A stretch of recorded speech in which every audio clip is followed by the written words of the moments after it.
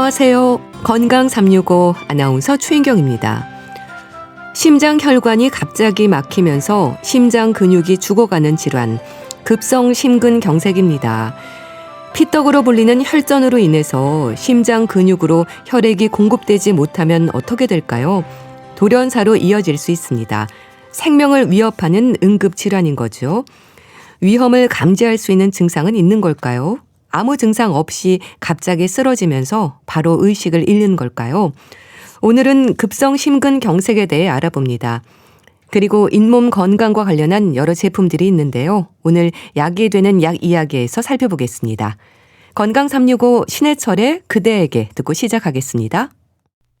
KBS 라디오 건강 365 함께하고 계십니다. 급성 심근경색은 골든타임이 강조되는 응급질환입니다. 되도록 빨리 치료가 진행돼야 한다는 건데요. 급성이 주는 부담이 높아지는 급성 심근경색은 어떤 경우에 발생할까요? 심장내과 전문의 오동주 박사에게 도움 말씀 듣겠습니다. 박사님 안녕하세요. 네, 안녕하세요. 급성이라는 단어가 의미하는 것처럼 급성 심근경색은 응급질환이죠? 네, 그렇죠. 우리가 이제 급성 맹장염, 급성 담낭염, 네. 그런 이제 급성 기관지염 많이 붙이는데 우리가 담낭이나 맹장 갖고 갑자기 돌아가시고 그러진 않거든요. 네. 근데 심근경색은 급성 심근경색이 붙으면은 우리가 알고 있는 모든 질환 중에서 제일 최고로 급성인 질환이에요. 왜냐면은 이 심근경색 환자들은 3분의 1 내지 2분의 1, 한 50%가 병원 도착하기 전에 벌써 돌아가시고 네. 병원에서 치료를 잘 받아도 5 내지 10%는 또 사망하시거든요. 네. 그래서 정말 급성인 질환으로 우리가 알고 있어야 됩니다. 네. 그러니까 생명을 위협하는 응급질환인 건데요. 심근경색과 급성 심근경색은 그럼 어떤 차이인 건가요? 이게 심근경색은 이제 심근경색이 생겼는데 운 좋게 그냥 체한 줄 알고 지나다가 네. 자기도 모르게 이제 좀 나아서 흉터만 남아있는 경우도 심근경색이라고 그러고, 네. 아니면 이제 급성 심근경색으로 혈압 떨어져가지고 말로 조영술 스탠트 시술하고 네. 살아나서 좀 치료받는 분도 심근경색이라고 얘기를 해요. 네. 그러니까 한번 병을 앓았으면은 그냥 심근경색증 환자다. 네. 생존에 계시면. 네. 급성 심근경색은 지금 한두 시간 내에 혈관이 막혀 있는 그런 위험한 상태인 거죠. 완전히 말은 비슷하지만 상황은 완전히 틀린 겁니다. 네. 그럼 급성 심근경색의 상태라고 한다면 관상동맥 3개의 혈관이 갑자기 모두 막히는 건가요? 그렇지 않고요. 네. 우리 심장의 혈관은 3개인데 그 3개 중에 혈관의 일부만 막히는 경우도 있고, 네. 그리고 큰 혈관 3개에 또 가지가 있거든요. 네. 또 가지가 또 막히는 경우가 있으세요. 그러니까 3개가 다 막히면은 네. 그거는 되게 3분 내에 돌아가세요. 예. 그러니까 119 부를 틈도 없이 돌아가시는 이런 경우는 거의 없고요. 네. 근데 이제 3개 중에 하나가 막히더라도 막히는 위치가 위쪽에 있으면은 심장 근육이 많이 상하니까 더 빨리 혈압이 떨어지시고, 네. 중간인 아래쪽이면은 좀 덜 위험하고 그런 거는 있죠. 네. 관상동맥이 그렇게 이제 막히게 되면은 바로 그 부분은 괴사가 진행되기 시작하는 건가요? 네, 그럼요. 이제 그 심장의 안쪽 벽, 그러니까 피가 있는 안쪽 벽부터 이제 저기 괴사가 시작되는 게 한마디로 쉬운 말로 섞기 시작하는 건데, 네. 그래도 이게 2시간 이내에만 그 혈관을 다시 이렇게 개통을 시켜주면은 네. 괴사됐던 그 근육이 다시 살아나든지 아니면 조금 괴사가 됐기 때문에 평생 80, 90 사시는데 지장이 없는 경우도 있으세요. 결론적으로 막힐 때부터 이제 증상도 나타나고 심장은 이렇게 상하기 시작하지만 시간을 빨리 다투어서 치료를 하면은 완전히 회복될 수도 있다는 얘기가 되겠습니다. 네. 네. 2시간 이내라고 한다면 상당히 짧은 시간이라고도 할 수 있을 것 같은데요. 골든타임 안에 치료가 시작되지 않으면 돌연사의 위험으로 이어지게 되는 거네요. 그럼요. 그러니까 이런 증상이 시작되면 막 가슴에 통증이 오고 숨이 차고 식은땀 흘리고 그러는데 이제 이렇게 해갖고 혈압만 떨어져 돌아가시는 게 아니라 나 가슴 아파, 119 불러줘, 이렇게 얘기를 하시는 도중에, 우리 심장에 혈관도 있지만은, 자동차도 왜, 엔진이 좋더라도 배터리가 나가면 차가 서잖아요. 그렇죠. 근데 심장에 전기 시스템이 있어요. 근데 그 전기 시스템도 피가 잘 가고 산소가 가야 되는데, 이런 심근경색이 오면은 그런 쪽으로도 피가 안 가기 때문에, 네. 이 얘기를 하다가도 갑자기 심장이 서버리는 경우가 있어요. 그게 이제 돌연사로 넘어가게 되는 거죠. 네. 그래서 이제 돌연사까지 안 가더라도 이 심장이 맥이 괜찮은 분들도 시간이라서 혈압이 이제 90, 80, 70 가가지고 쇼크로 돌아가시게 됩니다. 네네. 관상동맥이 막히면서 이제 괴사가 진행된다고 말씀하셨는데요. 이게 어떤 의미일까요? 그러니까 얼마나 위험한 상태인지 얼른 이해가 되지 않는데요. 그러니까 우리가 이제 자동차를 보면은 네. 4기통, 6기통, 8기통 그러잖아요. 그죠? 네. 보통은 4기통 자동차인데 그 4기통 중에 한 1기통, 2기통이 안 움직인다고 생각하시면 돼요. 그러니까 아무리 악셀을 밟아 휘발유를 줘도 엔진이 잘 돌아가지 않으니까 털털거리고 그렇겠네요. 차가 속도를 못 내고 그러다가 이제 섣버리게 되는, 그렇게 쉽게 얘기하시면 됩니다. 그러니까 심장 근육이 이런 때 보면은 네. 전혀 안 움직여요. 움직여서 피를 내보내줘야 되는데. 네네. 그러니까 생명을 잃을 수도 있는 부분이라서 정말 조심해야 될 것 같은데요. 급성 심근경색의 위험이 높은 분들이랄까요? 고위험군이 있지 않나요? 제일 흔한 거는 이제 혈압이 오래되신 분, 당뇨, 고지혈증, 흡연 등이 있는데, 이런 게 있다고 해서 다 심근경색 오시는 건 아닌데, 네. 이렇게 그 당뇨, 비만, 고혈압 있던 분들이 스트레스를 막 갑자기 엄청나게 많이 받는다거나, 아니면은 이제 화를 너무 많이 내거나, 우울해지거나, 또 외로운 상태가 되거나, 그런 경우 있잖아요. 가족 상을 당하거나, 배우자 상 당하고, 이런 분들이 또 심근경색이 많이 오십니다. 그러니까 우리가 생각하기에 심근경색은 혈관이 점점점 좁아지다가 80%, 90%, 99% 막혀서 오는 걸로 생각하는데 절대 그렇지 않고, 이런 환자들이 한 절반은 한 20, 30%밖에 안 막혀있던 분들이 동맥경화가 더 터지면서 거기 피떡이 생겨서 오는 거거든요. 그러니까 이렇게 어떤 때는 마라톤도 매일 하고 등산 다니던 분들이 심근경색 오는 게 이제 이런 상태에서 화를 많이 내거나 우울증이 생기거나 하면은 이런 심근경색으로 넘어가는 경우도 있습니다. 네. 고혈압, 고지혈증, 당뇨병, 비만 이런 것들이 문제가 되고요. 가족력이나 나이도 살펴야 될까요? 제일 중요한 거는 가족력이에요. 그렇군요. 예. 제가 그 할아버지, 아들, 손자까지 3대를 스텐트를 20년 동안 넣어뒀어요. 아이고, 예. 그 할아버지 해서 지금도 살아계시는데 그 아드님도 또 5년 있다가 또 막혀서 오고, 얼마 전에는 그 손자까지 왔거든요.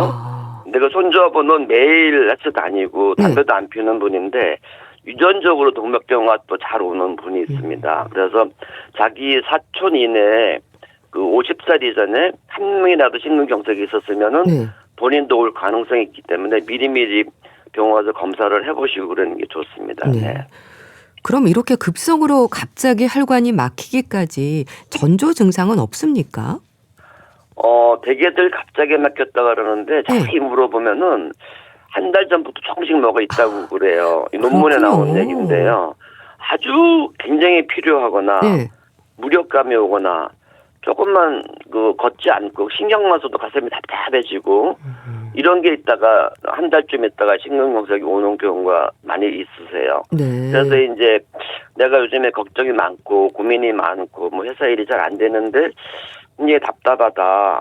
정말 고기도 싫고 다 싫고 눕고만 싶다 할 때는 한 번쯤은 그 주치의 선생님하고 상의를 해보시는 게 좋습니다. 네. 가슴 답답함 얘기하셨는데요. 흉통은 원인도 다양하고 증상도 여러 형태이지 않습니까? 그럼 심근경색에 특징적인 흉통이 있는 걸까요? 예, 특징적인 증상이 있으세요.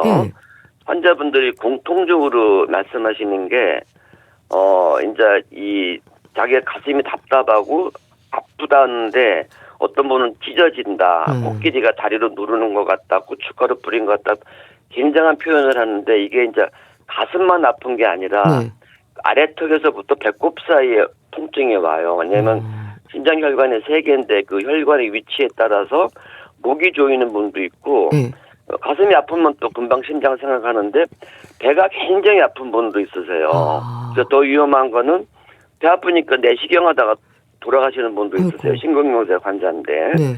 그래서 이제 일단은 말씀하시는 게 내가 이렇게 아프고 괴로운 거는 평생 처음이다. 다 그렇게 말씀하시고 네. 이런 분들이 응급실로 오시면 조용하세요. 왜냐면은 다 죽음의 공포를 느끼신대요. 아, 그 그러시군요. 정도로 그래서 우리 이제 청취자분께서 정말 내가 혈압약 먹고 있는데 가슴이 정말 기분 나쁘다 할 때는 심근경색 아닌가 생각하고 가까운 내과 아니면은 응급실로 빨리 가보시는 게 제일 중요하죠. 네. 그럼 지속 시간은 어느 정도일까요? 또 뭐 아래턱에서부터 배꼽까지 이렇게 증상이 나타난다고 하셨는데 팔이나 어깨, 귀 뒤쪽으로도 방사통이 생길 수 있다면서요? 네, 맞습니다. 협심증은 혈관이 좁아져 있는 거기 때문에 요거는 이제 건널면 막 뛰어가거나 등산 갈 때만 답답한데 쉬면은 금방 좋아지거든요. 네. 심근경색증의 특징은 아무리 쉬고 뭐 손발가락 다 따고 청심환 드셔도 가라앉지를 않고 15분 이상, 20분 이상 지속되세요. 그리고 더 위험한 거는 얼굴이 노래지고 식은땀 흘리면 아주 응급입니다. 혈압이 그렇군요. 떨어지는 거거든요. 빨리 119를 부르셔야 되고 또 하나 가슴은 괜찮은데 아침에 특히 세수할 때 양쪽 목이 조인다 하면 99% 가운데 큰 혈관 입구가 좁아지고 있는 거거든요. 이런 증상이 있으실 때는 내가 심한 협심증 아니면 심근경색증일 수도 있겠다 생각을 하셔야 됩니다. 네. 119를 이제 불러야 되는 건데요. 혹시 혼자 있다면 스스로 119에 신고할 수 있는 정신은 있을까요? 그러니까 심정지 상태가 되기 전에 신고는 할 수 있어야 될 것 같은데요. 네, 그래서 이제 우리 대개는 심근경색이 걸리면은 전부 의식을 잃는 걸로 시작하는데 그렇지는 않고요. 말씀도 다 하고 그냥 아프다고 얘기하고 식은땀 흘리는데 정신을 잃는 거는 심장이 섣버린 거죠. 아까 말씀드린 네. 그 배터리가 기능을 안 하는 거거든요. 그래서 정신 잃기 전에 빨리 119에 신고를 하시고 아니면은 가족한테라도 연락을 해놓고 저는 이걸 많이 강조해요. 그래서 우리 아파트들 많이 사시는데 반드시 이웃집하고 조금 알고 계셔야 돼요. 그리고 낮에 집에 혼자 계실 때는 옆집 가서 문을 꽝꽝꽝 두드려서 사람을 옆에 세워놔야 됩니다. 그래야 본인이 언제 의식을 잃을지 모르기 때문에 119가 봐도 도와줄 수 있고 어떤 분은 전화 걸고 의식을 잃었는데 119가 왔는데 현관문 따느라고 또 한 10분, 20분 놓쳐가지고 심장이 나중에 뚫긴 뚫었는데 근육이 다 상해서 나중에 계속 숨차고 그냥 회복이 잘 안 되는 경우도 있으시거든요. 일단은 제일 중요한 거는 아무한테나 빨리 알려줘요. 직장에서는 직장 동료한테 알리고. 그래서 영어로는 헬프라는 거죠. 도와달라요. 이거 도와달라고 구원군을 청해 놓으셔야 됩니다. 네. 그러니까 정신을 잃기 전에 빨리 도움을 요청하셔야 되는 건데요. 혹시 주변에 사람이 있을 땐 119가 도착하기까지 심폐소생술을 계속 하고 있어야 될까요? 만약에 의식을 잃으셨으면은 아까 말씀드린 옆집 사람이나 직장 동료가 심폐소생술을 하셔야 됩니다. 이거 정말 심폐소생 하시면은요 30분을 하셔도 나중에 완쾌되는 분들이 있으세요. 뇌장애 안 오시고 그래서 심폐소생술 꼭 배워 놓으시고 그리고 누구든지 올 수 있기 때문에 이 길 가다가도 많이 하잖아요 요즘에는요. 그렇죠. 요거는 모든 가족이 숙지를 하고 계시는 게 좋습니다. 네. 그러니까 심폐소생술 중요하다고 하셨는데 언제라도 도움을 줄 수 있도록 잘 배워둬야 하지 않을까 싶습니다. 그런데요. 생각 이상으로 세게 눌러야 한다고 들었는데요. 어느 정도의 힘으로 어디를 눌러야 하는 건가요? 그러니까 어디를 눌러야 되는 게 제일 중요한데요. 되게 심장이 왼쪽에 있는 줄 알고 왼쪽만 누르고 갈비뼈만 다 부러지고 아무 효과가 없거든요. 심장 딱 가운데를 눌러야 돼요. 그래서 양쪽 젖꼭지 사이 중간에를 손바닥으로 누르는데 지금도 눌러보시면은 조금도 안 들어가요. 이게 1mm도 안 들어가거든요. 근데 호흡이 딱 끊어지고 심장이 서면은 손바닥 누르면 5cm가 푹푹 들어가세요. 그리고 이제 반드시 편편한 바닥에 눕혀야 되겠죠, 그죠? 네. 근데 방바닥이나 아니면 그 사무실 바닥에 그래야 위에서 누르면은 이제 이 심장이 눌리면서 이 피가 돌기 시작하니까 그러니까 5cm 정도까지 들어갈 수 있도록 누르는데 네. 1분에 한 100번 정도 그러니까 하나, 둘, 셋, 넷, 다섯 정도로 해도 되고 네. 그다음에 제일 중요한 거는 가슴 복판을 누르셔야 됩니다. 네. 급성 심근경색으로 병원에 또 도착하게 되면 응급실에서는 어떤 조치가 진행이 되나요? 그래서 예전에는 이제 그 피떡이 이제 그 혈관에 생겨서 막힌 거기 때문에 네. 그 피떡 녹이는 주사를 놓고 그랬는데 요즘에는 바로 스텐트 시술을 해요. 네. 심지어는 심장 초음파 그런 거 안 하고 환자복도 안 갈아입히고 그냥 옷 입은 채로 가서 바로 바지 찢고 아니면 팔로 이렇게 해가지고 관을 넣어서 막힌 데 뚫거든요. 네. 근데 더 중요한 거는 그러면 자기가 119 타고 응급실 갔는데 그 병원에서 조영술이 되냐 안 되냐를 알고 계셔야 돼요. 아. 조영술이 기계가 없고 그 의사 선생님이 안 계시는 병원도 많거든요. 네. 그래서 내가 당뇨가 있고 가족력도 있고 혈압약 먹는다 그러면은 내가 사는 우리 주위에는 어떤 병원에서 네. 심장혈관 조영술을 할 수 있는지를 반드시 오늘 오후라도 나중에라도 한번 알아보시는 게 좋습니다. 네. 그러니까 대학병원에는 거의 다 하고 지금 종합병원에서 하는 데가 굉장히 많거든요. 네. 그래서 이거 한다고 또 어디 경기도 어디에서 아니면 서울로 가겠다고 서울 오대병원 가겠다고 가는 사이에 다 돌아가세요. 이거는 무조건 제일 가까운 심혈관 조영술이 가능한 병원으로 가셔야 됩니다. 네. 네. 그러니까 심장 혈관 조영술이 되는 좀 집에서 가까운 병원을 미리 알고 있으시면 많은 도움이 되겠네요. 그럼 이렇게 시술이 진행이 되면 환자는 바로 깨어날 수 있을까요? 의식이 있는 상태에서 시술하면은 네. 벌써 딱 이제 풍선으로 넓히고 피떡을 이렇게 뽑아내고 스텐트를 넣으면은요 환자분들이 선생님 편해요. 아, 네. 너무 편해요. 그래갖고 저희가 또 이런 말씀도 해요. 네. 너무 빨리 이거를 시술해드리면은 빨리 하면 15분만 해도 끝나거든요. 네. 담배를 막 두 갑씩 피우는 분들이 담배를 안 끊어요. 왜냐하면 금방 치료가 됐기 때문에. 네. 그래서 우리가 농담으로라도 너무 빨리 뚫어들어서 이렇게 또 통증을 못 느껴서 피우시는 모양이라고 담배 피우면 100% 재발하거든요. 네. 하여튼 그러니까 중요한 거는 제대로 된 병원만 가서 시술만 받으시면은 네. 정말 20-30분 안에도 거의 완치 수준으로 갈 수 있다는 말씀을 드리는 겁니다. 네. 네. 금방 이제 상태가 좋아지는 건데요. 혹시 시술 후에 또 다른 여러 위험들에 대해서도 생각을 해야 될 것 같은데 입원 치료가 필요할까요? 대개는 이제 3-4일 정도 입원하시고 네. 아주 바쁘신 분이면 이틀만으로 퇴원시켜 드리거든요. 네. 근데 이제 문제는 혈관 안에다가 이 스테인리스로 된 기둥을 박아 놓은 거예요. 네. 집이 무너지지 않도록. 그런데 이제 그러려면은 그 혈관 안에 그런 그 금속에 들어있기 때문에 네. 우리 몸에 백혈구, 적혈구, 효소판 같은 거 왔다 갔다 하다가 망에 걸려서 또 피떡이 생길 수가 있어요. 그래서 그 병원에서는 아스피린하고 또 다른 피 옮기지 않는 약을 드릴 거예요. 물론 네. 콜레스테롤 약 드리지만은 네. 이 약을 절대로 석 달 이내에서는 끊으시면 안 돼요.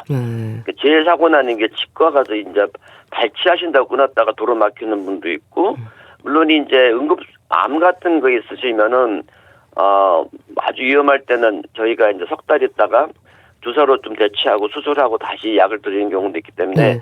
시술 후에 제일 중요한 거는 의사가 주시는 약을 절대 끊지 말고 네. 입원은 이제 조금 늦게 오신 분들은 스텐트를 집어넣어서도 심장 근육이 많이 상해 있기 때문에 네. 막 한 달씩 하는 분도 있긴 있으세요.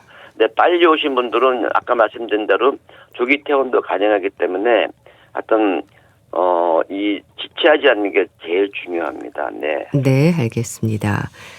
자, 오늘은 돌연사로 이어질 수 있는 생명을 위협하는 응급질환, 급성 심근경색에 대해서 자세히 알아봤는데요. 심장내과 전문의 오동주 박사와 함께했습니다. 감사합니다. 네, 고맙습니다. KBS 라디오 건강 365 함께하고 계신데요.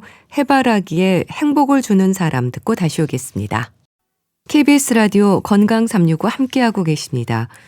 약이 되는 약 이야기 소비자 콘텐츠 연구소 이주영 소장 연결합니다. 안녕하세요. 안녕하세요. 나이 들수록 잇몸이 약해진다는 말 많이 합니다. 관련해서 잇몸약으로 불리는 약들도 많잖아요. 그런데 네. 이게 약으로 해결이 될까요? 네, 많은 사람들이 잇몸 질환이 의심될 때 좀 무섭고 번거로운 치과에 가는 대신에 네. 약국으로 옵니다. 그래서 그렇군요.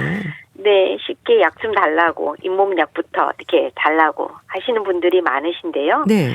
이게 아마도 잇몸약에 대한 광고가 워낙 많이 텔레비전이나 여러 매체에서 나오다 보니까 자연스럽게 잇몸약만으로도 이 잇몸 질환이 충분히 치료될 수 있을 것 같다.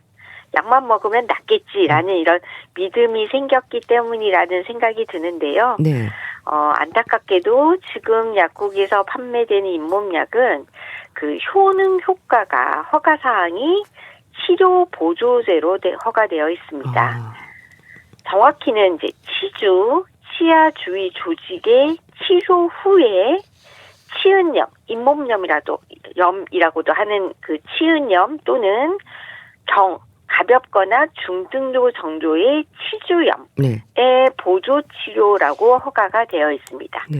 말이 조금 어려운데요. 네. 해석해드리면 이 약은 1개월 이상 장기간 복용하다가 치료 시기를 놓치면 이 잇몸병이 악화될 수 있기 때문에 먼저 병원에서 스케일링 등의 치료를 받은 뒤에 네. 보조 치료제로 써야 한다는 것을 알리기 위해서 이렇게 효능 효과가 표시되어 있는 것입니다. 네. 그래서 사실은 먼저 치과 병원을 다녀오시는 것이 제일 좋고요. 가기 싫어도 약만 믿고 계속 먹으시면 안 되는 약이다라는 겁니다. 치료제가 아니라 보조제라는 거 기억하셔야겠네요. 잇몸병은 치석이 문제일까요? 네. 잇몸병의 원인은 프라그와 치석으로 대변되는데요. 네. 프라그는 입안의 청결을 소홀히 할 때 치아 표면이나 잇몸 사이에 생기는 세균막입니다. 네. 그러니까 세균과 우리 침 중에 단백질, 음식물 찌꺼기 이런 것들이 엉켜서 막이 생긴 것이 프라그고요. 네. 치석은 우리가 먹은 음식물의 찌꺼기와 그다음에 세균, 그다음에 이 탈계 분비물들이 뭉쳐져서 시간이 지나서 돌처럼 딱딱한 형태로 치아 표면에 붙어 있는 것, 만들어진 것이 이 치석입니다. 네. 이 치석은 유해한 세균들의 주된 서식처가 되는데요. 네. 그래서 결과적으로 잇몸 질환을 일으키는 가장 주된 원인의 하나가 됩니다. 그렇기 때문에 잇몸 치료의 시작은 이 치석을 제거하는 스케일링입니다. 네.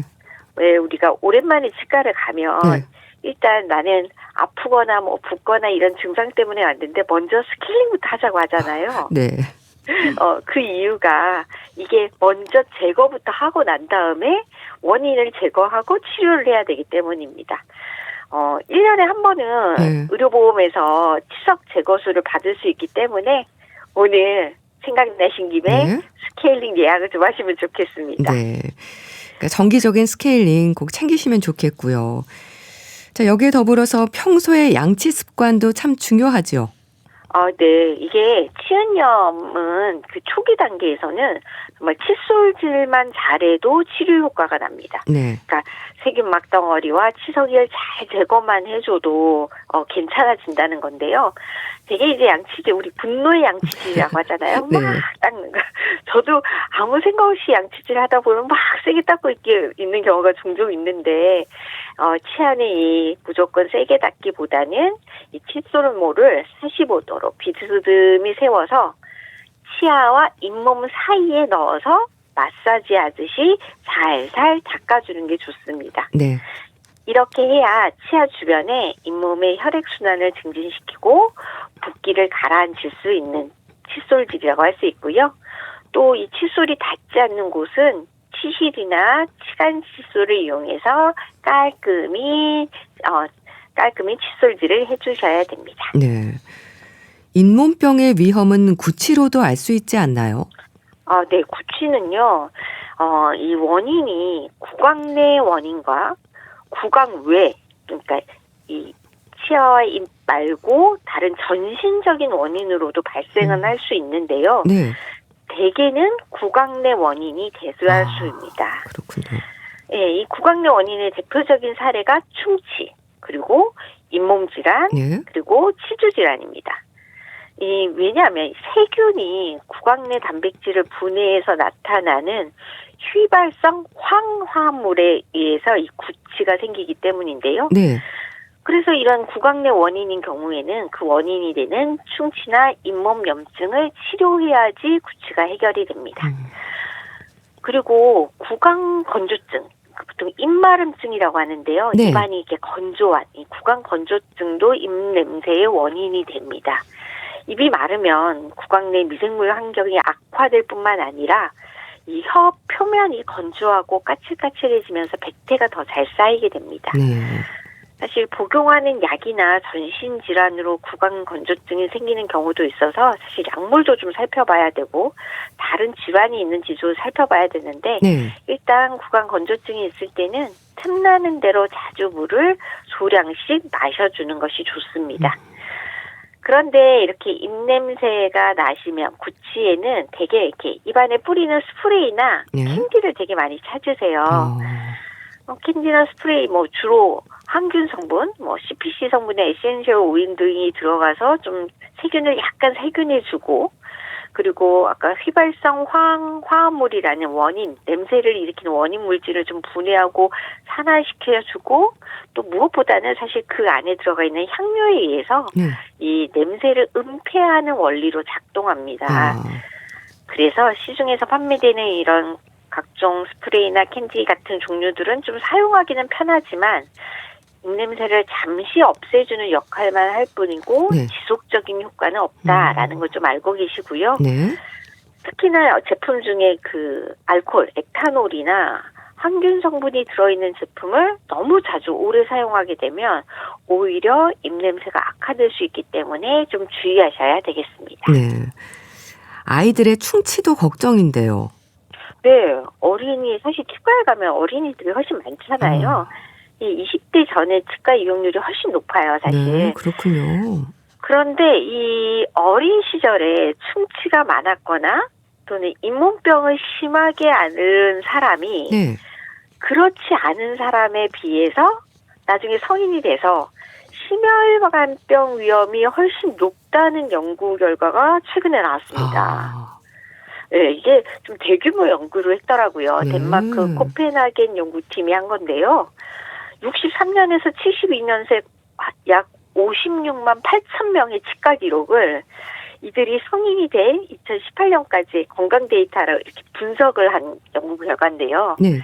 이 결과에 따르면 어릴 때 충치가 많았던 사람은 그렇지 않은 사람에 비해 성인이 됐을 때 심장마비나 뇌졸중, 관상동맥병에 걸릴 위험이 최대 45% 더 높은 것으로 나타났습니다. 그렇군요. 네, 너무 놀라운 수치인데 정말 이렇게까지 영향을 주나 싶은데요. 네. 대규모 연구라서 좀 이렇게 발표가 됐고요. 또 특히 심한 잇몸 염증을 일으킨 어린이는 각종 심혈관병을 일으킬 위험이 최대 41% 높은 것으로 이렇게 연구 결과 나타나서요. 사실 유년기에 이 충치나 잇몸병의 만성적인 염증에 노출되면 네. 이게 이제 신체의 이 면역 체계와 그 염증에 대응하는 방식에 큰 변화가 생겨서 이게 결국은 나중에 혈관 건강과 연결된다라고 연구진은 해석을 했습니다. 어쨌든 이런 연구 결과를 보고 나면은 어렸을 때 이 치아 건강 관리가 굉장히 중요하구나. 네. 어렸을 때 아이들이 아무리 치과 가기 싫어해도 열심히 잘 데리고 가야 되는 그런 이유가 하나 더 나왔다라고 이해하시면 되겠습니다. 심혈관병의 위험들을 막기 위해서라도 어릴 때부터 잇몸 건강에 신경을 써야 되겠네요. 그런데요, 또 갑자기 잇몸이 붓거나 아플 때가 있거든요. 이럴 때 도움이 되는 약도 있습니까? 네. 잇몸이 붓고 아프다고 오시면 일단 약국에서는 2가지 약을 줍니다. 네. 그 치은염, 치주염에 아까 보조 치료제로 허가된 이 소염제와 비타민 복합제가 있어요. 그 약과 일단 너무 아프니까 급한 통증을 가라앉게 할 소염 진통제를 각각 드립니다. 네.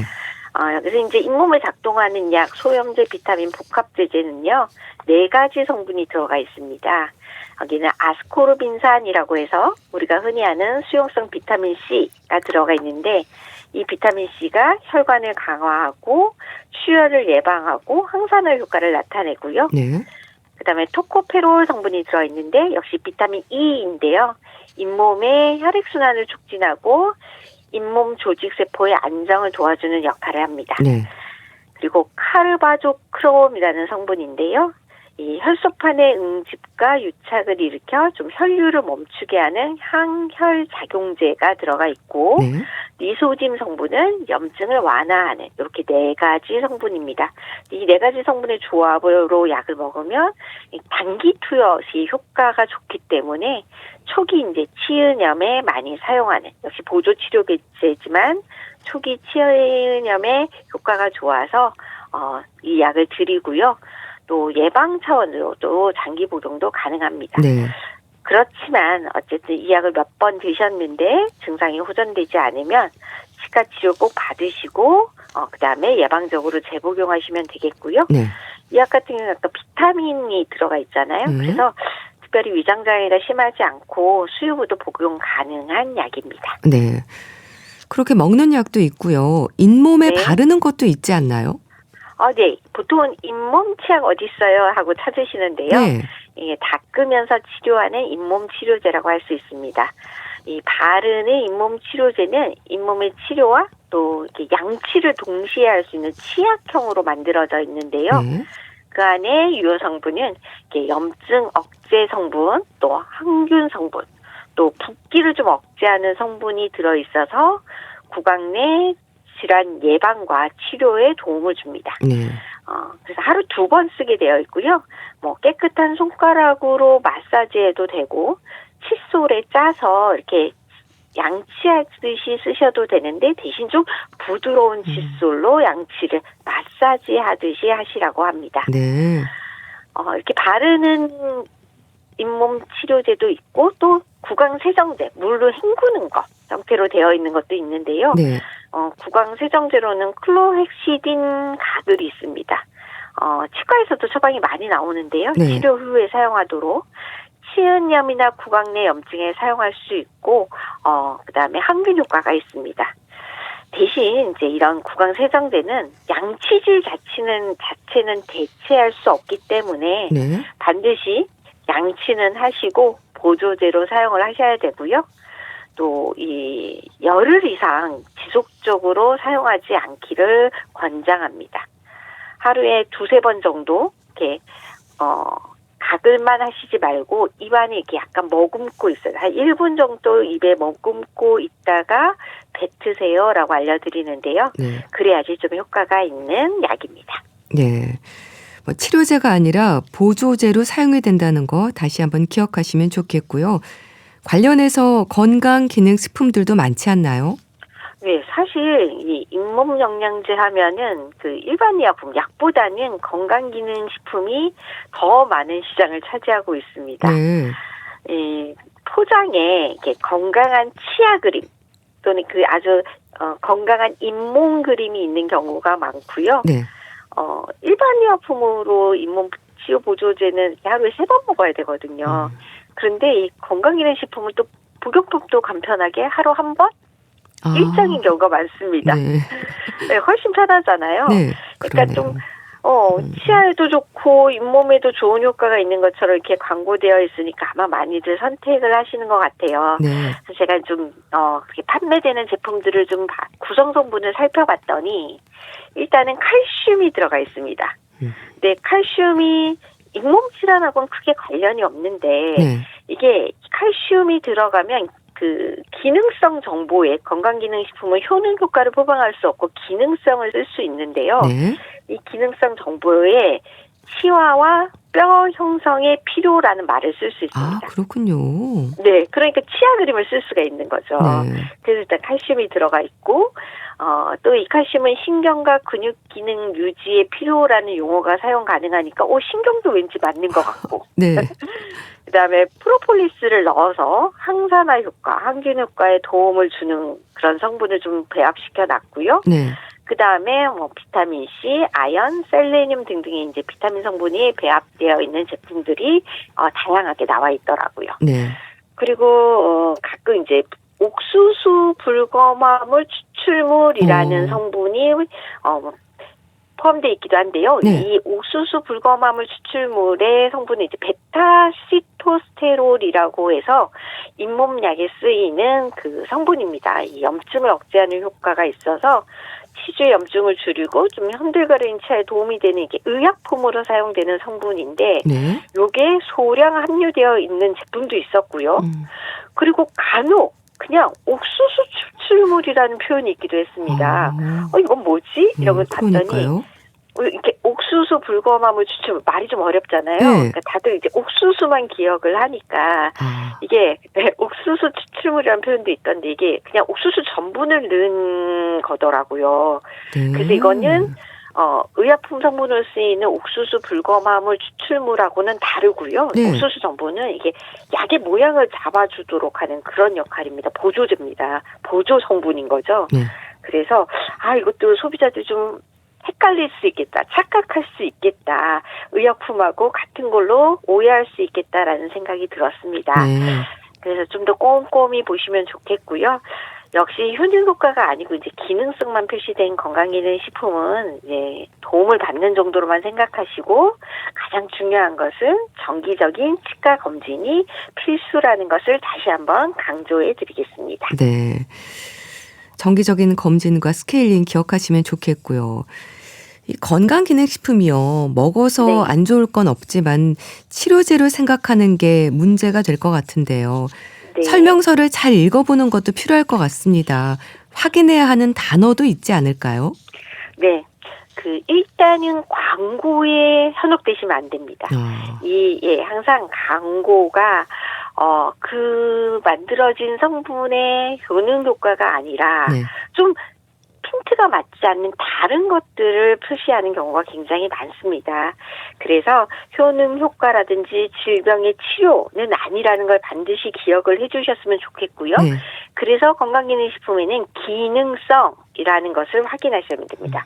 이 안에 들어가 있는 원료 성분이 어떤 기능성, 어디에 도움을 줄 수 있는지, 이건 네. 좀 딱 정해져 있거든요. 그래서 그걸 확인하시면 좋겠고, 두 번째는 나한테 이게 진짜 필요한 성분인가를 좀 확인하시면 좋겠고요. 남들이 좋다고 해서 나한테 좋은 건 아니잖아요. 그렇죠. 예, 그래서 내가 진짜 이게 필요한, 이걸 먹어서 나한테 도움이 될까? 그러니까 그냥 나쁘지 않으니까 먹으면 되지 않아요? 라는 얘기를 많이 하시는데, 네. 사실 바깥에서 어떤 물질이든 우리 몸에 들어오면 우리 몸은 그것을 소화시키고 분해하고 흡수하고 또 검사하고 대사하고 결국은 몸 밖으로 빼내는 일까지를 전체 과정을 해야 됩니다. 그렇네요. 그렇죠. 그게 필요 없는 일을 일부러 시킬 필요가 없고요. 만약에 정말 그런 일이 생기면 안 되지만 네. 그 안에 몸에 해로운 성분이 섞여 있거나 그런 물질이 섞여 있거나 잘 걸러지지 않았을 때는 몸에도 또 해가 될 수 있는 거고요. 특히 또 내가 먹는 약을 방해하거나 네. 또는 이 약과 상호작용이 있는 식품도 있을 수 있기 때문에 그런 부분까지 좀 넓게 생각을 하시면 좋겠습니다. 네. 좀 잘 알고 확인하고 드셔야 되겠네요. 네. 알겠습니다. 약이 되는 약 이야기, 잇몸 치료제에 대해서 오늘은 말씀드렸는데요. 소비자 콘텐츠 연구소 약사이신 이주영 소장과 함께했습니다. 감사합니다. 네, 고맙습니다. 전인권의 걱정 말아요 그대 보내드리면서 인사드릴게요. 건강365 아나운서 추인경이었습니다. 고맙습니다.